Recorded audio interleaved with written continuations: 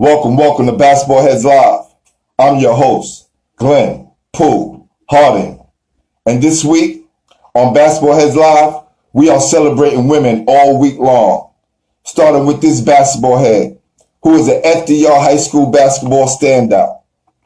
After no college offers, she pursued the military.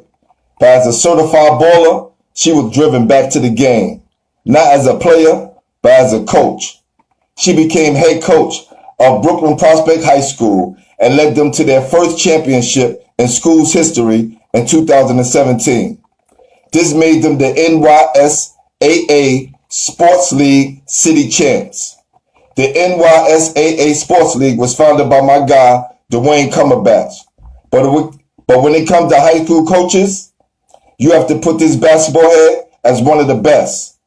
With a basketball program boasting back-to-back JV champions, she will be in the running for the top spot in the NYSAA League for years to come.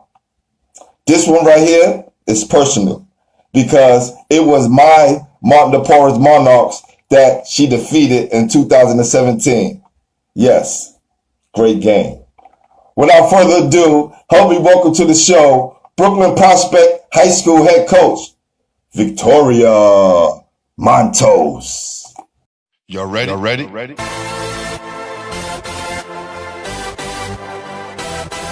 Yeah.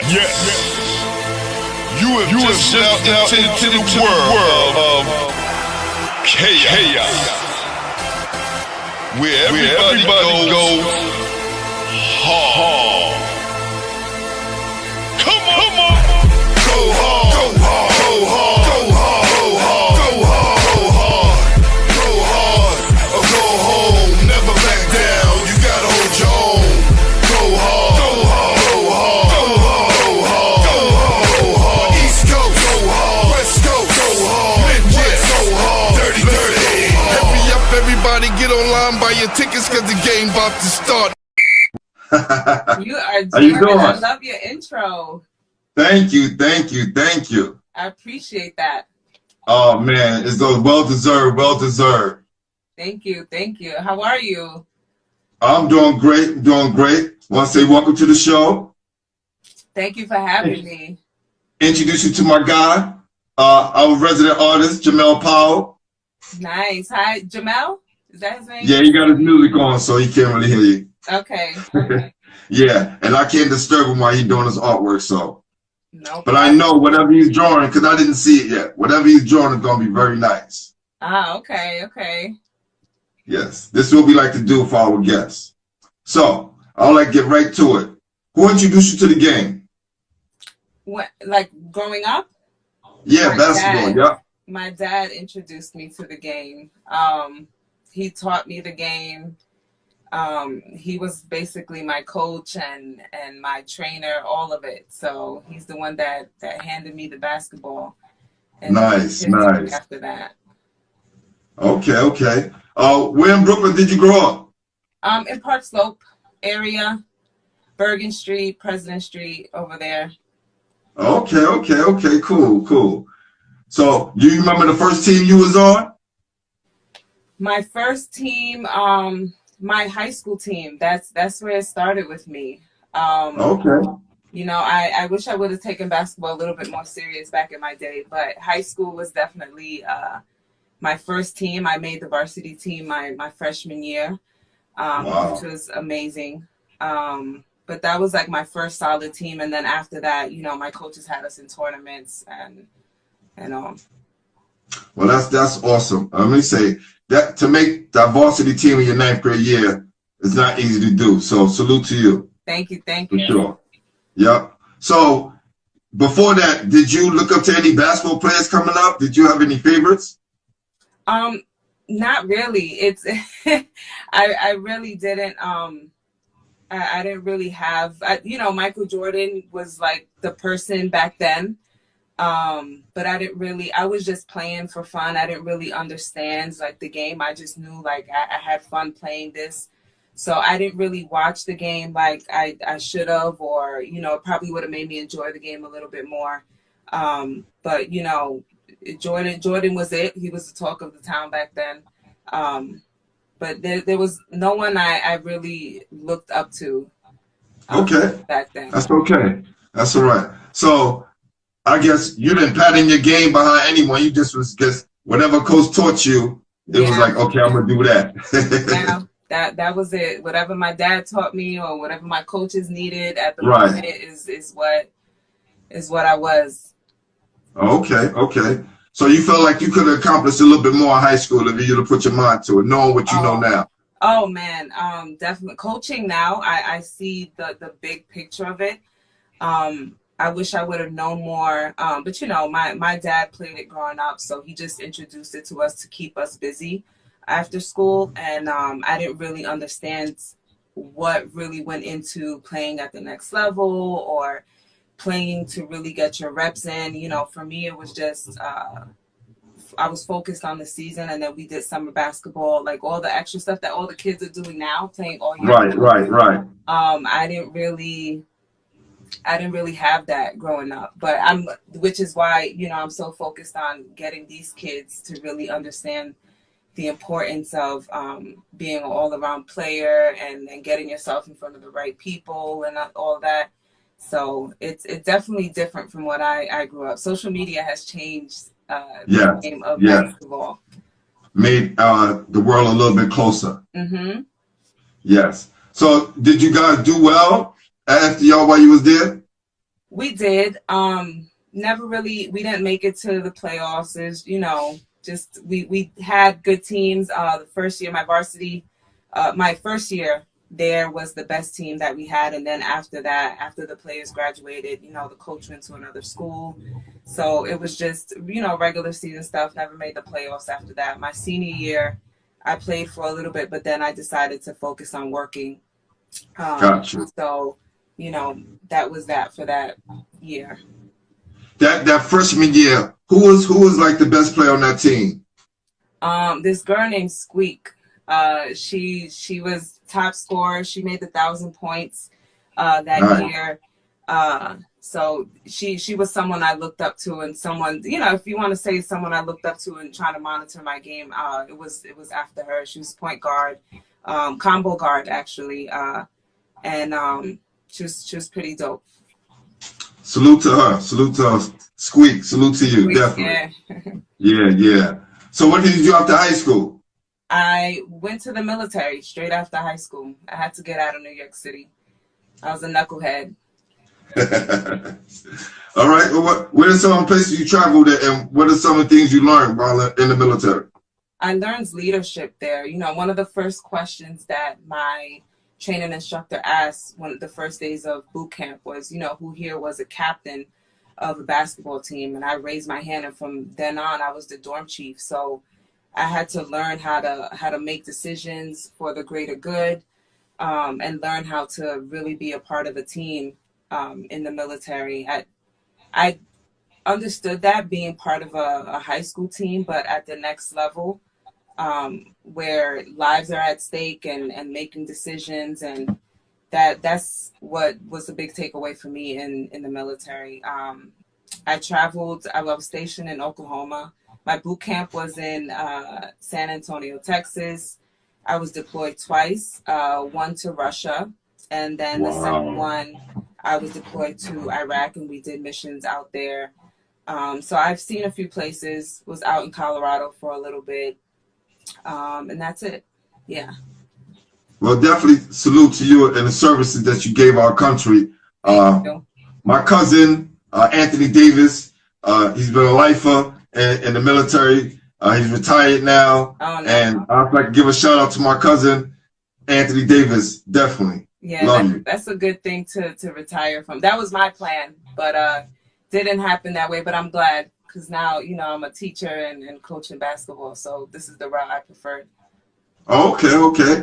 You know, as I speak to a lot of different ballers up here, right? And we talk about that transition from basketball to real life. And in your situation, you went from basketball to the military to the real world. How was that transition for you? It was hard because I felt like the military is so structured. And then coming into a world where I felt like there was not really that much structure, that was hard for me to cope with, because there's just so much structure and things that are done in a particular way. And then coming into a world where I felt like there wasn't as much structure, or not understanding the structure of organizations I worked for, that was tough. But what I learned there is what I'm trying to instill in whoever is put in my path, mainly the kids. But yeah, it was quite a transition. Sometimes I wish I was still there because everything's so structured. The accountability is real. Right. Here you kind of get a slap on the wrist. There it's Tell me like, about it. Yeah. There's no slap on the wrist. There's some real consequences to your actions and not following through. But it's a completely different world. Okay. So how did you get into coaching? You know, that was God's work. I was teaching. I don't even know how I got in. Well, I got into teaching because, you know, the military was paying for my school. So I was like, you know what, let me just go and get a degree. I didn't know what I wanted to do. I started off at BMCC. And from there, when I was graduating, I was like, well, they're still paying for my school. What do I do next? And then I was like, let me go. I liked sports. I played sports growing up. So let me go ahead and learn physical education. Then I took my first class, and my first anatomy class, and I failed it. And I was like, I just thought we were teaching kids how to play sports. Like, why I got to learn all this extra stuff? Right. But then, you know, when I graduated, got a job at, you know, where I coach now. First year, I was the assistant coach of the girls, and then the opportunity for the boys came up the following year. And that's how that kind of rolled in. It just kind of came to me. Listen, let me tell you something. I experienced coaching girls for the first time, and even though it was a half, right? Let me just tell you a little story real quick. We were celebrating the life of my good friend Mo Kirby, who passed away. Mm-hmm. And, you know, I was over there filming and taking pictures, enjoying the game. One of the referees asked me, can I coach the second half, because the head coach had to leave. I was like, fine. So, going to coach the girls. And this team, they went down 5 points at halftime, but still a good team. Make a long story short, it was one of the best basketball experiences I ever had. Just for that one half, you know, and dealing with the different girl personalities, because I was strictly male coach for like the last 20 years, okay? And until that point, I could say that I really started to really pay attention to women's basketball. I don't want to be biased, but until you in it and see it, you know, I enjoy watching it. But when I was coaching them girls at that moment, it just gave me such a euphoric feeling. What was the difference? Kind of like how you was introduced to basketball. Yeah. Coaching influence, yes. What was the difference for you in boys versus girls? The main difference? They listen. The first time. Right? They listened the first time. I didn't have to really reiterate myself too much. And the girls was freshmen and sophomores. And we wound up winning in overtime by 1 point. Nice. Yeah. So that was awesome. I agree. Yeah. There's definitely a difference. There's more of a buy-in quickly with the girls. Yes. With the boys, you have to push a little bit more. Yeah. Yeah. But let's get back to you, right? Okay. What's the best part about coaching for you? Kids believing in themselves in the end more. Just transforming the way they think about the game, of, you know, not just it being about basketball, just really applying to the rules of basketball. How can you apply that to real life?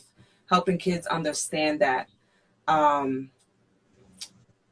That's really it for me. Just helping kids really understand, like, you're more than just a basketball player. Like, you're a human being first, and what can you do with the skills that you're learning, belonging to a team?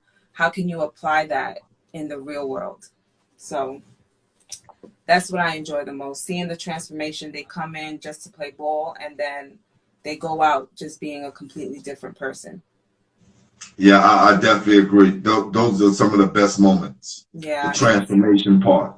it's not even about the basketball skills aspect, and just them enjoying the game, going from it being competitive and, you know, the high stress level to seeing them now you can enjoy the game and really go out there and just enjoy it for what it is, enjoying the journey of transforming. That's what, you know, with that group that I won the championship with, that's what it was about with them, just watching them grow, from, you know, this is about me to this is about us and what can we do collectively as a team to get towards that Yeah, goal. yeah, great. Yeah, Yeah. that's awesome. And how long have you been coaching? This is my 6th year, going into my 6th year. This year would be the 6th year. I don't know if there's going to be a season or not. So, yeah. Breaking news. Breaking news. All right. So how was the competition level in the NYSAA Sports League? It's different. It's different from, I took the kids to a tournament upstate, and I was just like, yeah, this is a different level of competition. It's competitive, but you know, there's just different levels to basketball. A lot of different levels to basketball, and I got hit with a 50-point loss when I went to that upstate tournament. But yeah, it's good competition overall. You know, just like any league, you get the teams that are great, that you really have to work hard for those wins, and then there's the other teams that, you know, it's a little bit easier, still competitive, but you know, this just like any other league, there's the competition that gives you a run for your money, and then there's, you know, the ones that, you know, you go out and play a good game. Right. Okay. So what are some of the standards you have as a coach that your team must abide by? Attitude is a big thing for me. But that's just transformational. I'm not going to get a kid that has a good attitude about everything. Right off the bat.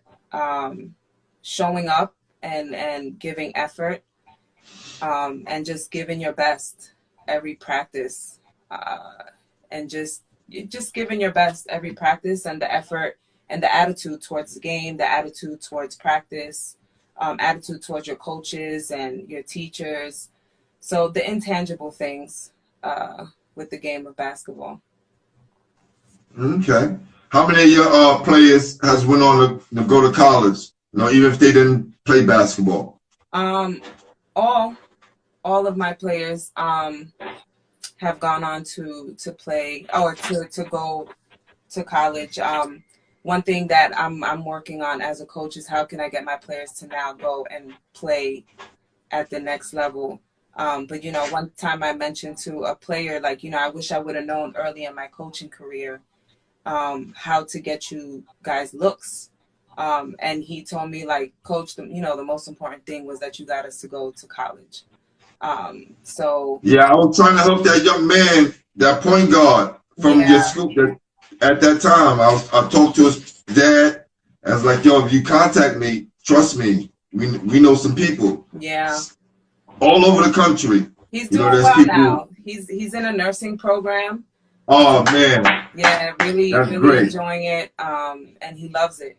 So he's doing really well for himself. I knew whatever he was gonna do, whatever he did in life, he was gonna be successful because he had his mind right. You know, definitely. Yeah. Definitely. So he's doing really well for himself. Okay. Well, we have a question by J8. It says, if you had advice for a young athlete who sees himself as being a coach one day, what will it be? Study the game, one, and then work on communication skills, because there's all the information. You can know all the information in the world, but it's how you're going to get those athletes to understand what you're saying.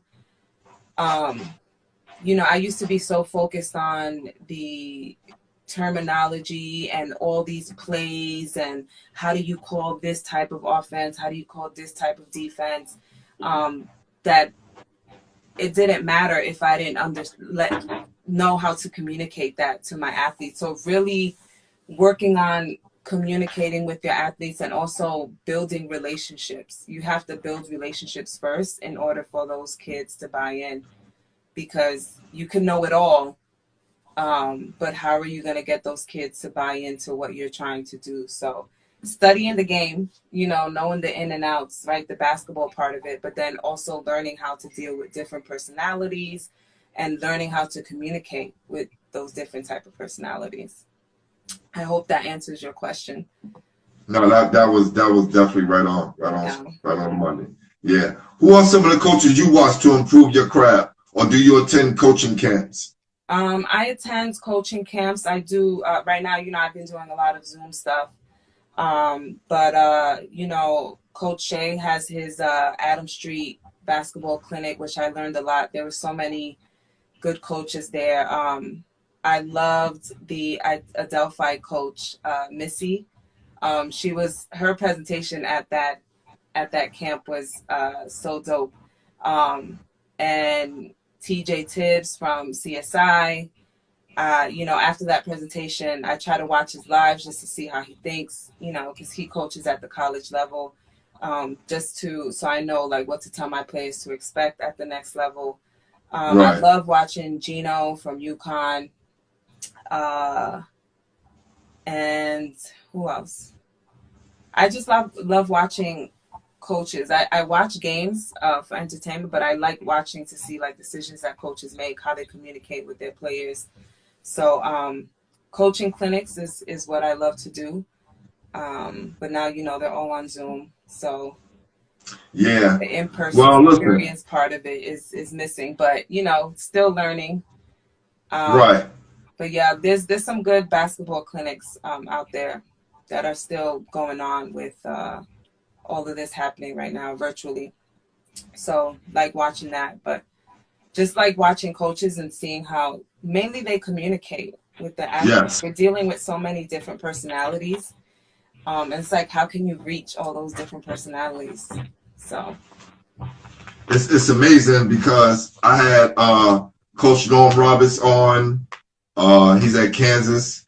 Jamal Robinson, he's at LaSalle, and Terrence Rencher, who's at Creighton.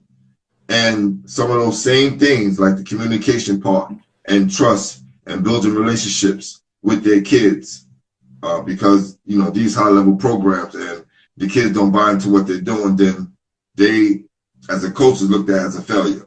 Yeah. Right. So those communication keys are very, very key. Yeah, definitely. I've learned that it doesn't matter what you know, it's how can you get that information to these kids, because you know it's what they're able to retain, and how can they put that into practice. So it's important. Okay. Do you pay attention to what's going on in the PSAL and the Catholic school leagues and all that right now with everything happening, or just? I'm just talking about in general. Do you have an idea what's going on in other leagues and other schools? PSAL mainly because I work in public school, but the Catholic School League, you know, I see what's going on social media, but not really in the mix of things. But PSAL, I have a direct contact with that because I work at a public school and working with those coaches and hearing what's going on in the leagues. But that's mainly it.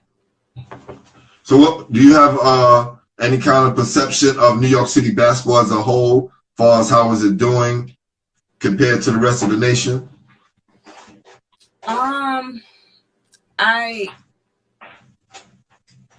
I don't want to say like New York City basketball, like I don't want to say anything negative about it, because there's a lot of good players out here and good coaches and good programs.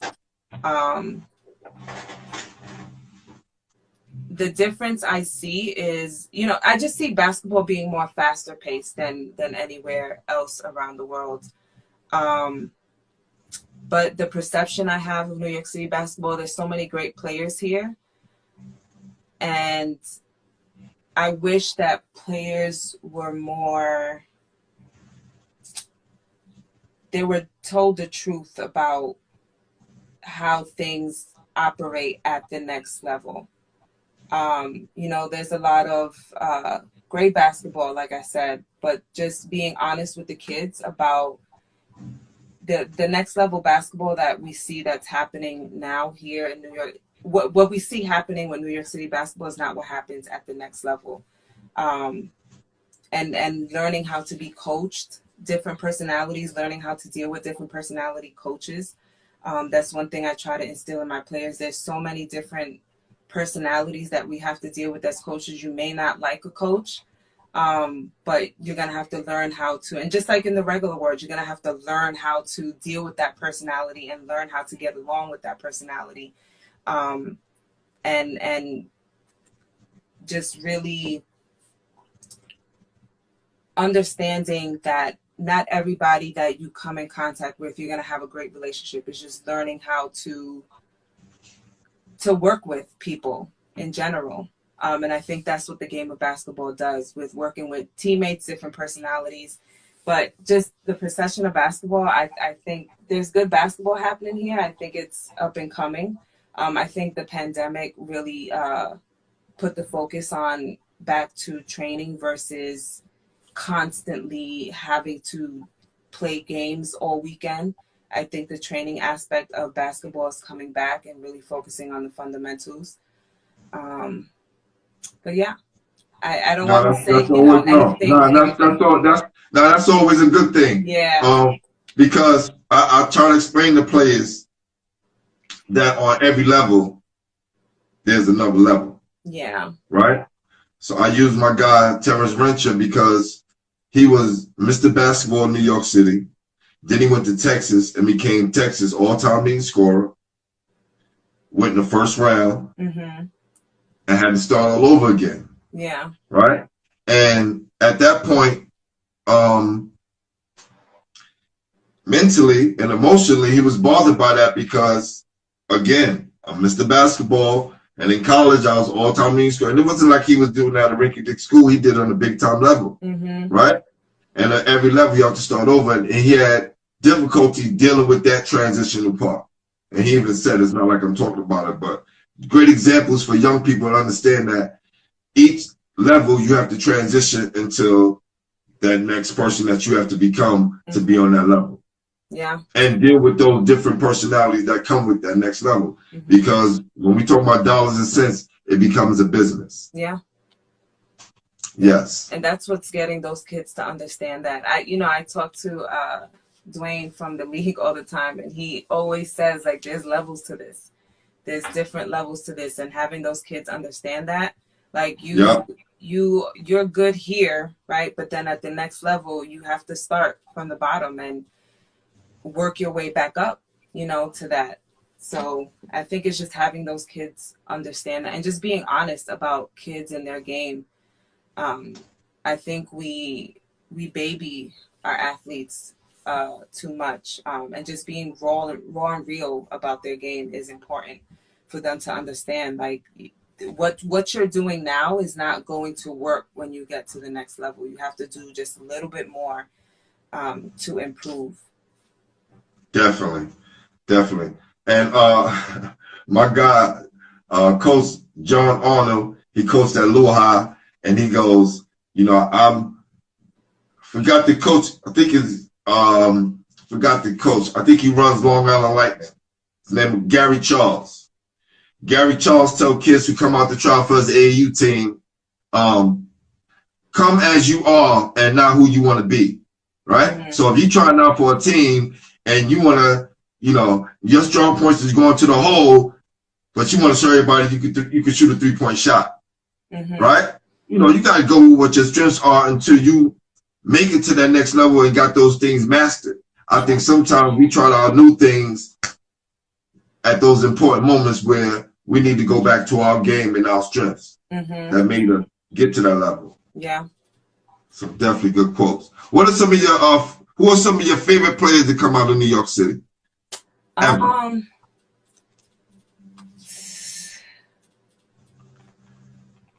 I'm trying to think. I really can't Well, say. we got 5 or Are 3. are males or Both. Any. If we can go anywhere on this one. Yes. I can't really think of any right now.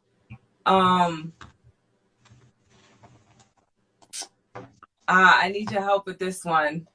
Okay. All right. We're gonna do this for 1 second. All right. You can think about it for 1 second. Yeah. All right. You got guys like Kenny Anderson, Stephon Marbury, Ross Strickland. Stephon Marbury, what he's doing right now in China. Epiphany Prince. Huh? Epiphany Prince, Shamika Holslaw. Yeah. Yeah, those names. Just to name a few. Huh? I said just to name a few. Yeah, there's a lot. I can't, like I said, New York, me following basketball, Right. Growing up, like wasn't, like I said earlier, I wish I would have taken it as serious and following these players, Right. and what they did after leaving New York City. But like with Stephon Marbury, I know, I've played in a few of his tournaments and growing up, and what he's doing. Hold on. You played down Coney Island? Yeah, just for a summer. Hey, that's dope. We had to make some noise for that. Good job. All right. Just for a summer. All right. But that's it. That was it for that. Like I said, I wish, I would have taken basketball just a little bit more seriously and followed it growing up, because it wasn't really, to follow a basketball player now is easy, right, with social media, but back then we didn't have any of that. And like I said, growing up, for me, it was just playing for fun and doing something. So yeah, to answer that question, does that make me a what do you call it? A basketball head. It doesn't make me a basketball head. That's we getting there. But you doing great on the interview and definitely great on the advice part. So here's some more advice, all right, that you can give out. Can you give some advice to a kid who may not be recruited, right, by a lot of colleges and feel like giving up on the game? Because even though you didn't play college ball, your love for the game never went away. So what can you say to that person who's feel like, giving up on the game? You just have to continue working on your craft and finding the right people to surround yourself with, because you could be surrounded by so many people that play ball, but they're not pointing you in the right direction, or they're not being honest with you about your game and saying you're the greatest, but you're not.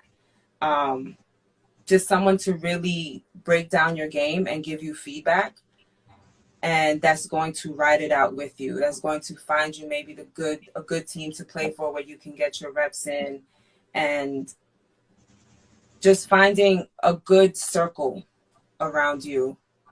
It's important, and knowing what you're good at, right? And then finding places where you can improve on, because it's tough. Like this basketball world is tough. There's so many kids going for that one spot, that it sometimes makes it hard to get on a good team or get recruited. So just not giving up if it's truly what you want to do. Also analyzing, am I doing this because I enjoy belonging to a team, or am I really doing this because I love the game of basketball?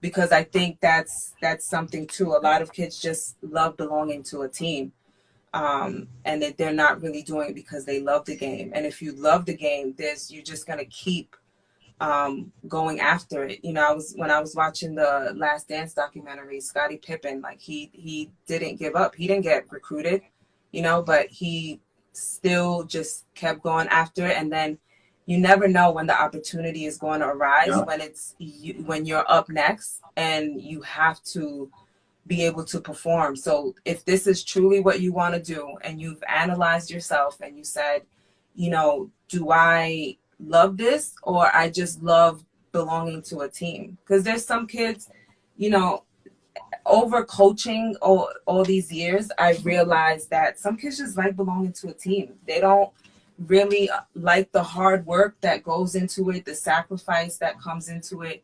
So really analyzing yourself and saying, is this what I want to do?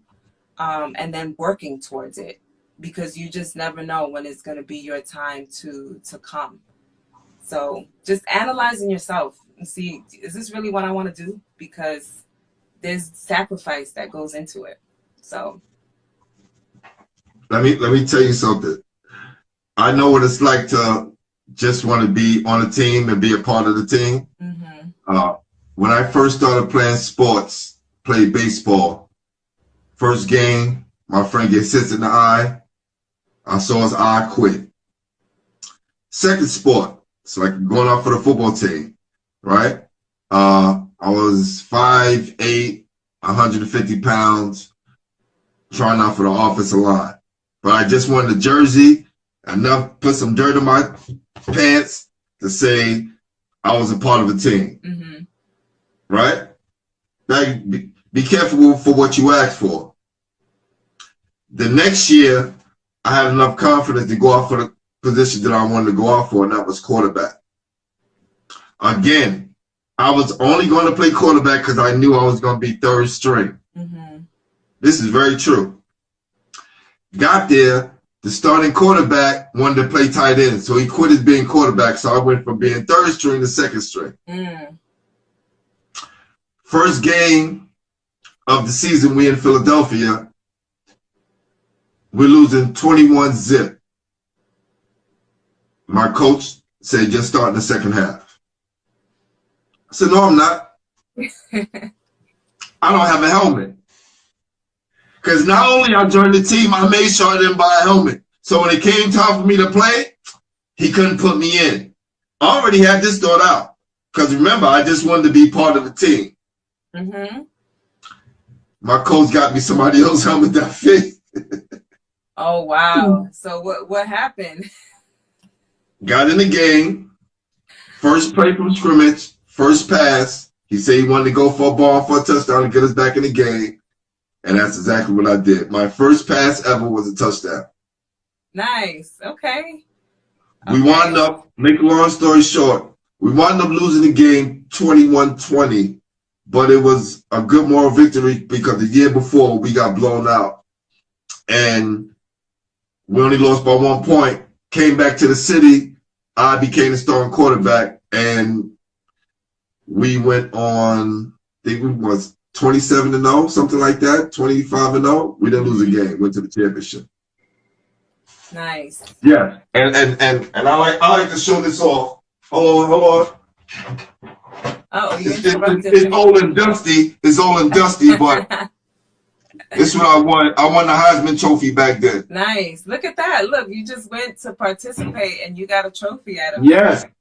Right. I just went to go participate. Now, the story gets even better because I go to Lincoln to play football. The guy who I was going to Lincoln for, my running back who played on my team, where we won a championship, he was a year ahead of me. He went to Lincoln. By the time I got to Lincoln, he transferred because he got into a fight with some guys from Coney Island. Mm.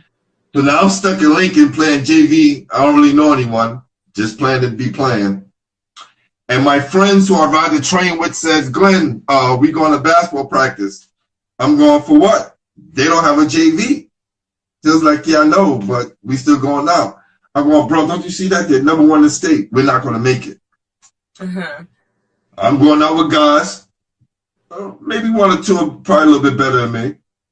They get cut, I make it. Mm. changed the trajectory of my life. Wow. Yes. I mean, that worked out for you.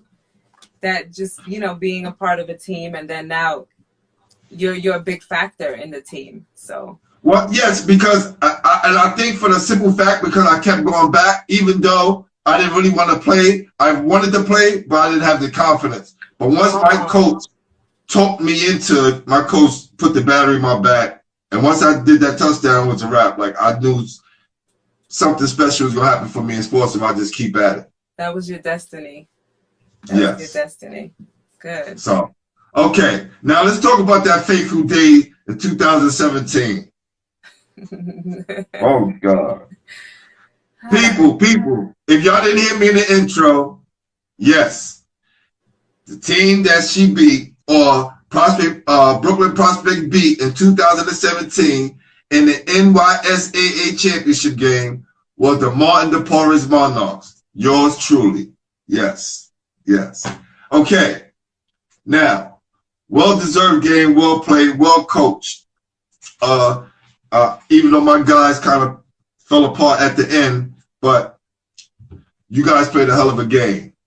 Yeah. How did you feel knowing that this is going to be the school first championship, you know, yours, coaching? What was going through your mind at that moment? Finally, like,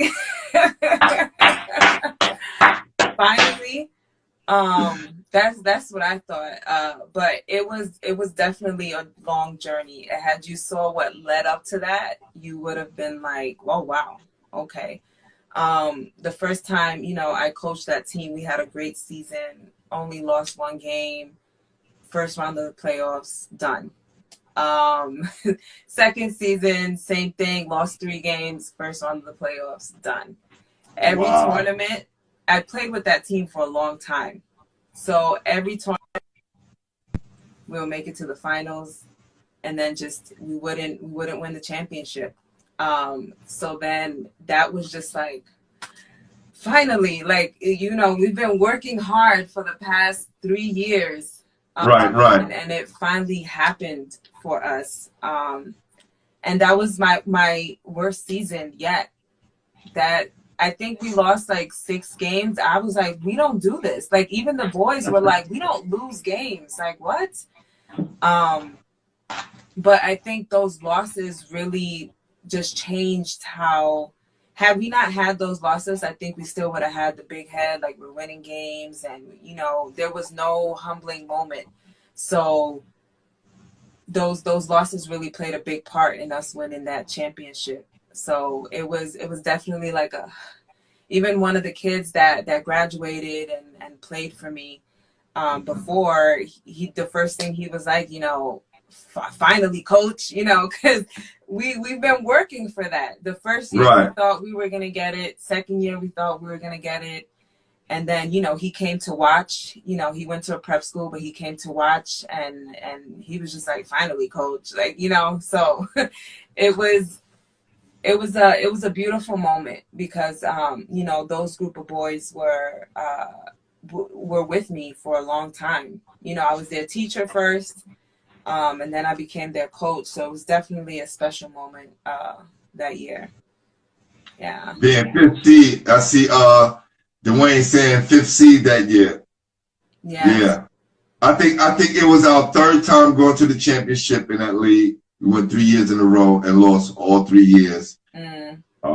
Definitely. But for us, it was a great time because before that, we had won championship with a group of guys who we had for a very long time, and they rolled out together from freshmen, sophomores, and they senior year finally won it. So that was a great thing. It definitely makes a difference when you've been with the team for a long time and you've learned each other, you hang out with each other outside of practice. All of that stuff makes a difference. And we were together for 3+ years. You know, like I said, prior to that, I was their teacher, and that school is so small that togetherness makes a difference when you're out there and trying to win games, and the camaraderie that you have within each other. Yeah, it's definitely a big deal.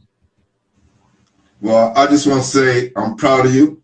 Thank you. Definitely for all the things that you accomplished thus far.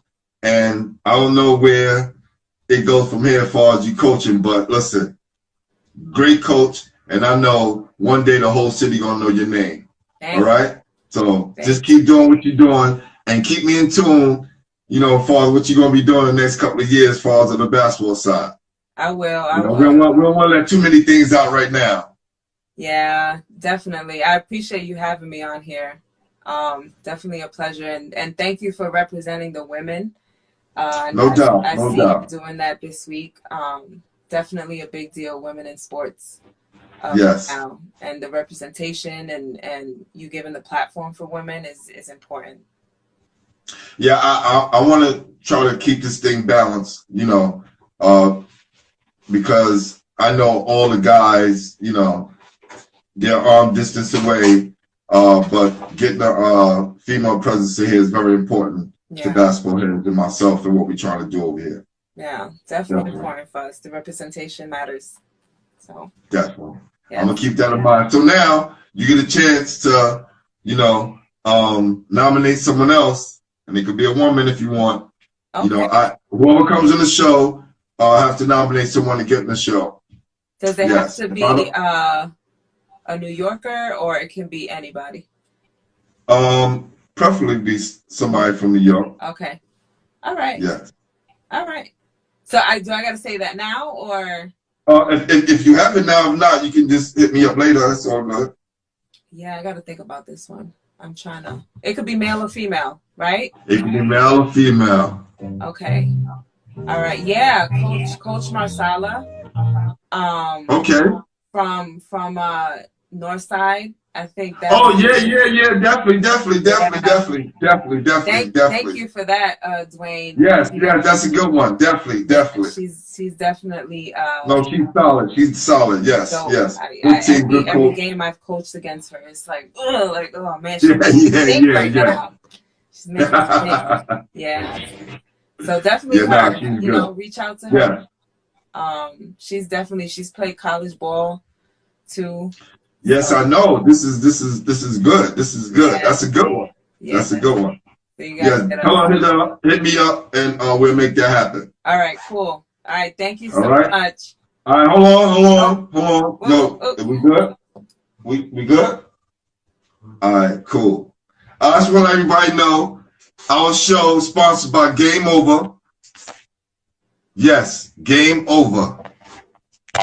Stardome. Eric Hicks. Oh, I love him over there. Yes, that's my guy. I used to play tournaments over there with my guys. Yeah, hold on 1 second. You're ready? What? Oh, that's so dope. Oh, look at the hair. Whoa, look at the hair. That's dope. Look at the coach. Can I have that? Yes, this is yours. This is why we doing it. Oh, when can I pick that up? I love that. Wow. I appreciate that. That is so dope. Look at the hair. Okay. Okay. I love it. Wow. Yes. So dope. So dope.